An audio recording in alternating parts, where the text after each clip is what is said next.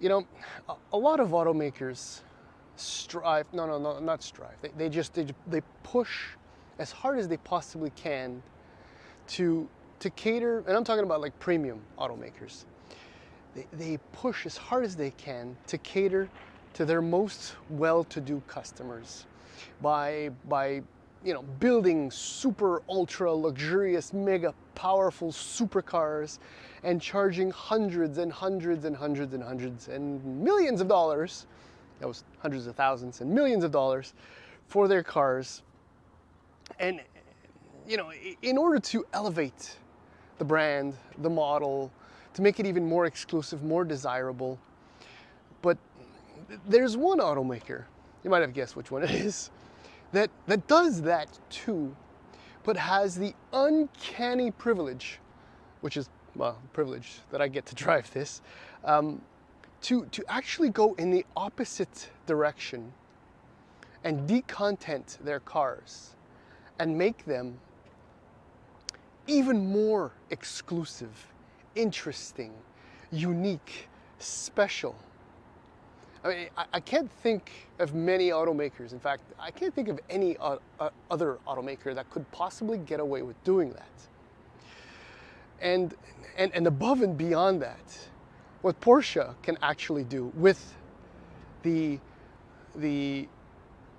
I don't know, iconic is a played out word now, but the 911 is actually blend the most basic elements with the most insane and create a product that is, once it's difficult to describe. I actually got goosebumps talking like this about the brand, about the car,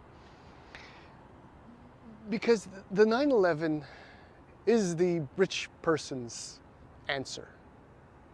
Poor guys like me, or MX-5, maybe like a 2007 NC in my budget. But the Carrera T, this is a 2023 911 Carrera T, which you may or may not know is probably the most basic 911 you can get in the Carrera trim.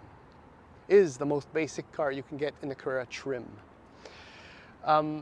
And when I drove this car in the 991 generation 3-4 years ago, I don't remember, again, COVID memory shot, it just blew my mind how you can take so little and get so much out of a product. And when I picked this car up earlier this week, that was my mindset. That's what I was thinking. And then lo and behold, a few days ago, Porsche revealed the 911 ST, which is this, but with a GT3 motor, which is, I don't know, again, goosebumps just thinking about it. There's no other automaker. That's what I meant by taking the most basic and the most insane and making one with the two. Maybe one day, I doubt it, I'll get to drive an ST, but for the moment, I'm gonna cut the S out and just focus on the T. I mean, in a nutshell, T is for touring, is for the homologation version of the 1968 911, and the T kind of lay dormant for a long time. I think the last model year it was offered was 73, memory being what it is. And then they brought it back for the 991 version, and since then, it is essentially, the T has become, for me anyway, like the status symbol of the ultimate Porsche buyer buying the real Porsche version of each of its model, 718, 911, Macan, and so on.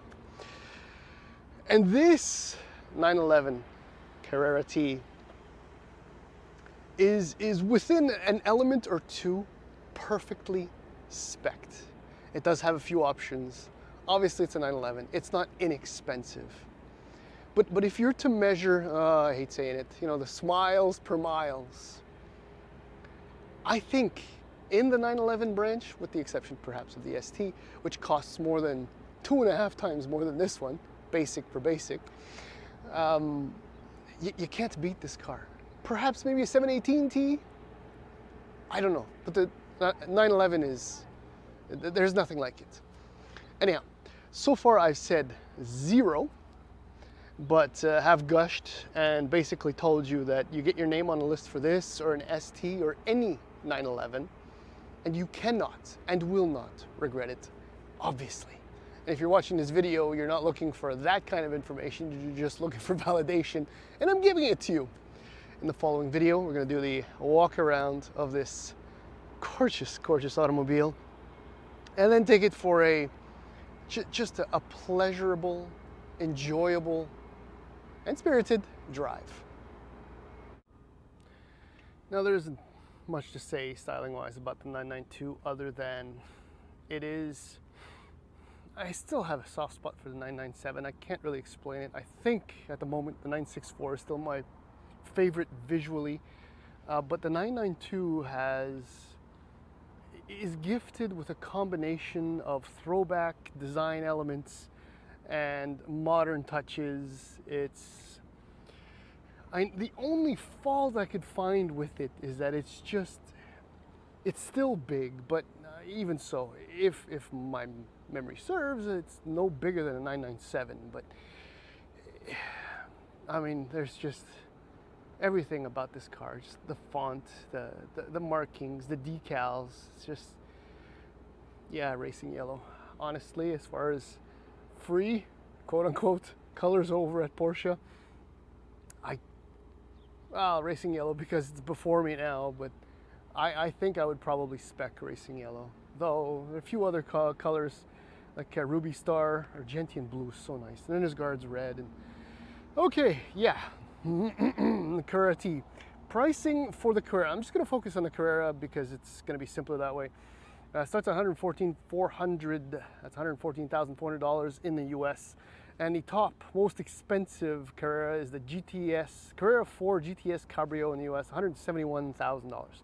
In Canada, the base Carrera, which comes with a PDK standard, by the way, which is what makes the Carrera T special because it is available with a manual transmission PDK optional. The Carrera starts at $130,700, and the Carrera 4 GTS Cabrio is $190,700. The T pricing has increased since this car was spec'd, but it starts at about $141,500. But there could be $25,000, $50,000 tacked onto this. It really, really does not matter, because what matters is what you get with this car: Sports Seats Plus, the 20 and 21-inch wheels. These wheels are just they're so classic modern Porsche now that they could be fitted on everything and anything. They just work. There's a GT Sport steering wheel. There's a Sport exhaust. There's a bunch of little interior details. The agate gray exterior decals. They're just magnificent. Just purely Porsche again. You also get PASM, active suspension management, which lowers the car by 10 millimeters. Which gives it the most incredible stance. Yeah, I know, I used the word. What can I tell you? It sits purposefully, but friendlily at the same time. Isn't it just magnificent? Now, my car, as I mentioned, has a few options. One being rear axle steering, which is an absolute must. Any Porsche, any car with optional rear axle steering, you get it.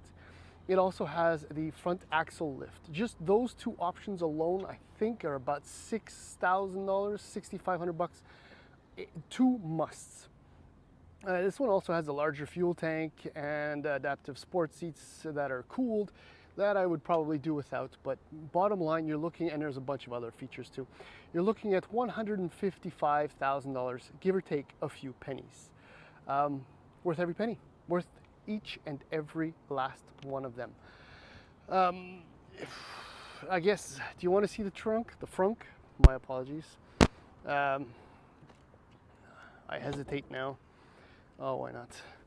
132 liters, it'll fit stuff. Just because, why not? Of the options also fitted to this car are, you know what, I got a complaint. Well, it's not really a complaint, it's probably just me, but the door handles won't always pop out. They're kind of finicky. It's probably me, it doesn't like me, I don't like me, nobody likes me, it's just the way it is. Okay, Porsche business. Now, among the available options are rear seat delete, if I'm not mistaken. This is also an option. There are different colors you can get. And this is, as my colleagues love to say, the office. The office. And the adaptive sport seats are great. A whole bunch of adjustments. They're incredibly supportive. I mean, they can be fitted to an average race car and probably are more comfortable and supportive and safe than all the others. Okay.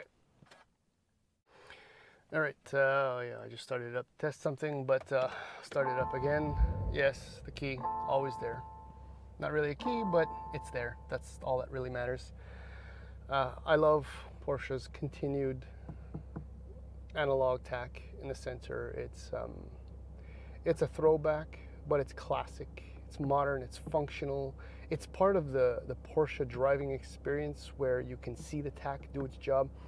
Yeah, the ring also pricey, but this is a screen. That's a screen. You get all sorts of optional layouts and information that you can have pop up there.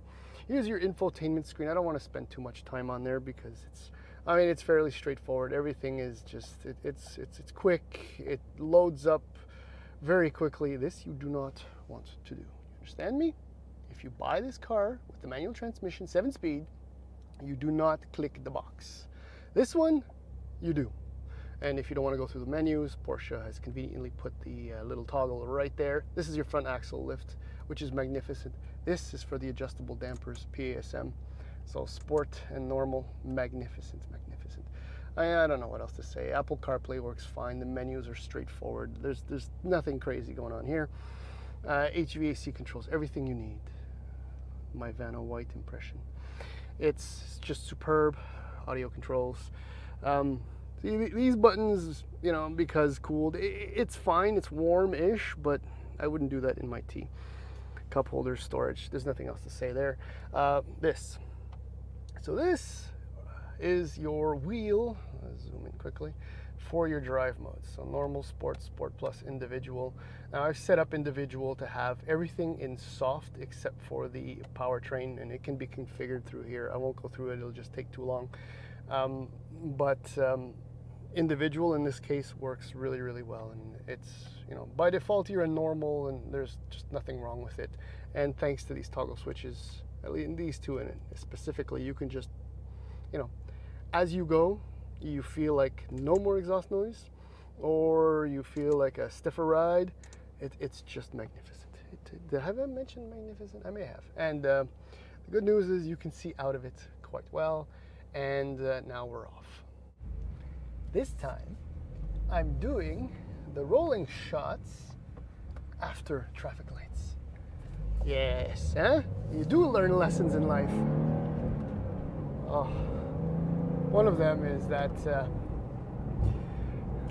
Porsche manual transmission still ranks as the greatest. I mean, impressively, as I've said numerous times in the past, the MX-5 and the Civic Type R have very similarly tactile and feel-full manual transmissions,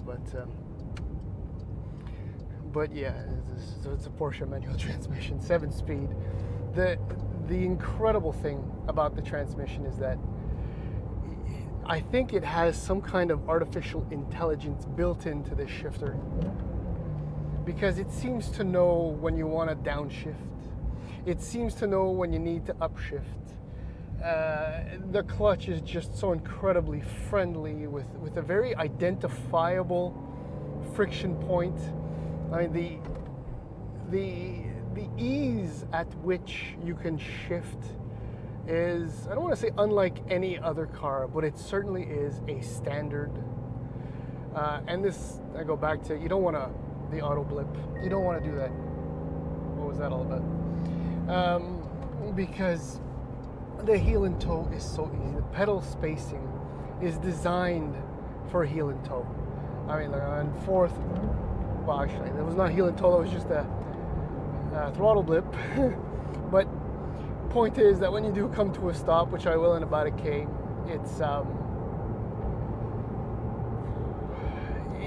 it's uncanny, because I might be 5'10", you might be 6'2", or you might be 5'4", and somehow, and that's to do with the driving position, the adjustments, everything, the sense of space that the driver occupies, somehow it fits every body style.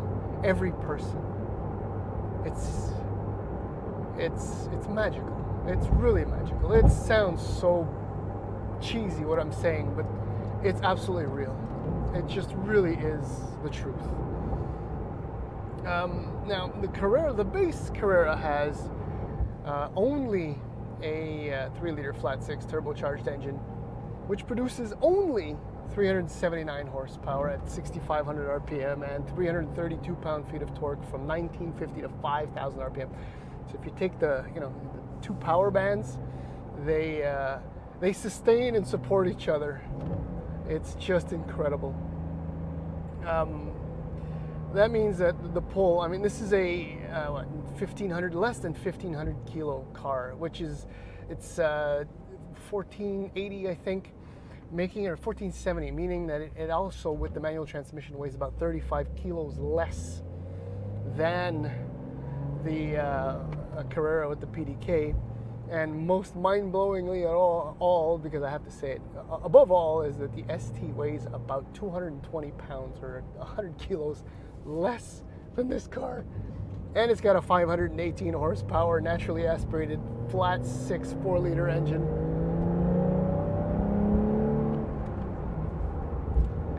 See, the magic with the T, with having the base engine, is that what I just did there for all of about 3 seconds can be done repeatedly and can be held for longer periods of time. Meaning you can actually enjoy and exploit the available amount of power in this car. Something I couldn't do in a GT3 Touring last year, something you can't do in a turbo or even a GTS. And that's what makes this, something you won't be able to do in the ST either, but that's what makes the Carrera T so uniquely special. Again, goosebumps. You can't see it all over my legs. There is no other 911, I think, that gives you a ratio of enough power with all the control where you don't scare yourself despite going at speeds highly, far well above the posted speed limit. See, I've said this numerous times before, the sense of speed is what really matters. It's not saying, oh, my car can do 0 to 60 in 2.8 seconds. This one will take 4.5 seconds. With the PDK, you slice a half second off that, which is, it's incredible. But the point is that, you can, unfortunately traffic, but I mean, you can do flat out, and still, get up to speed and not scare yourself, but really move. Thankfully, the brakes. The brake pedal is an extension of your right foot, or in my case, occasionally left foot, where it knows before you do how much brake pedal pressure you're going to apply, and thus prepares itself to respond appropriately. I can't explain it any other way. It's unlike anything. It's a Porsche 911. And about the PASM, active suspension management, the other thing is that this car is so finely honed that in normal and even in sport, unless you do something ridiculous over a more broken road than I'm on right now, the car is never crashy. It's composed. It's comfortable, even, almost, to the point where, I mean, compared to some premium SUVs that I've driven recently, this is a nicer ride. And you press that button right there, things stiffen up immediately, and then suddenly on a nice smooth surface, say a track or a highway, you feel invincible, where grip will never, ever relinquish. 305 section tires in the back also. They tend to help. I think I've covered, no, I haven't covered everything. The fuel consumption numbers. Now, right now, look, it's only a week at a time, okay? So I'm averaging about 13 liters per 100 kilometers. But if you buy this and drive it like a normal Porsche owner would, and, maybe short shift occasionally, visit the realms of 7th gear more often, you'll do 10 and a half maybe in a car such as this. That is mind-blowing. To have the performance, the handling, the styling, the fuel efficiency. Well, Mr. C8 Corvette. Not available with a manual transmission right now. Yeah, whatever. I guess nothing replaces, nothing matches, nothing equals, although that's pretty close. Though I've never driven one, sadly. Nothing. 911.